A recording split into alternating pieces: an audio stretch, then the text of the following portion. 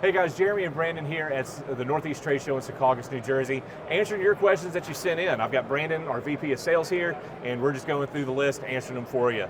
So Brandon, our next question comes from Charles. He's wanting to know service and maintenance requirements and where can you get them. So service and maintenance is basically the same thing. What about inspection? How often should you have your booth checked out? Should you have an inspection done? And then how often should maintenance be done on the booth? Sure. I mean, I would say that you should have your booth inspected at a minimum once a year. Okay. If you're a busy shop and you're running the booth more than 8 hours a day, you should look at having it inspected every 6 months. You know, like our technicians would come out and do an inspection. Not only are they just looking things over, right? They're also making sure that all the wires in the control panel are tight, checking the amperage on the motors, and really, doing a good health inspection on the booth. That's going to prevent service from being needed, right? So if you maintain the booth, things aren't going to break down as often. Yeah. So one thing I want to add on that, just because I've been on that side of things, coming from the industry painting for so long, I've been in shops where, well, the booth is running, why do we need to have somebody come out and inspect it? And then 2 months later, something breaks, and it's something that could have been caught during just a simple inspection of, just because a booth is being inspected for stuff that's going to happen. That's the biggest point about that. It's not seeing what's wrong now. It's not trying to get it's not a money grab, nothing like that. It's the same reason that you take your car in to have things checked out. Absolutely. You're trying to prevent the big thing from happening. This stuff's going to happen. We're dealing with mechanical things.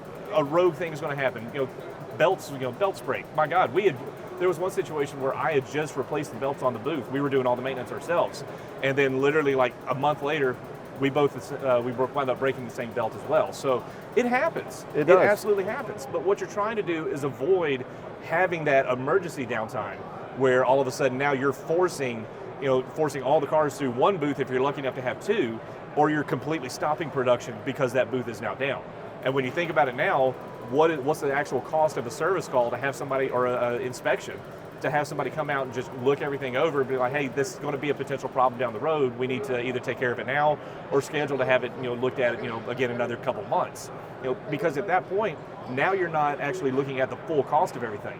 Great, a couple $100 here, you've got everything checked out, you got a clean bill of health on the booth, and you're not locking up production from not to just going to a standstill. Because if the paint shop is not moving, you're not making any money for the shop. Nobody's reassembling, obviously nothing's getting painted, and everything's being stacked up on the prep side trying to get in. Absolutely. No cars are being sent home, no nothing else. So what a couple $100 is, what's the actual cost of that on the backside to where it actually breaks and now you can't deliver any cars? Absolutely, and the other thing with that, when you have your booth checked out is one thing, but also it's really important to keep your filters clean. Absolutely. So, especially your exhaust filters, people want to save a couple dollars by maybe not changing their exhaust filters as often as they should, but all that does is make everything else work harder. So It's literally like driving your car and not using overdrive going down the freeway. Yeah. So now we're running higher RPMs. We're really not running higher RPMs, but we're running higher amperage on your motors. Everything's working harder, so it's harder on belts, harder on your motors. Premature wear. And premature absolutely. Premature wear on those parts are horrible.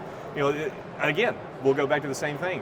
What's the actual cost of the filters versus you have a motor that blows because you've been running it way too hard for way too long because it's been trying to pull that same amount of pressure coming through the booth. Yep. That increases that power load on that motor, and it's trying to get them through. So now when that goes down, what was really the cost of a set of filters that could have prevented that? Right, exactly. And it's not even the cost of the repair when it goes down. It's the frustration for the painter, the lost revenue for the shop, upset customers. Everybody loses. Exactly. Everybody loses in that situation. I've been on that side. It is horrible. So maintenance, filters, inspections, once a month, guys, get them done.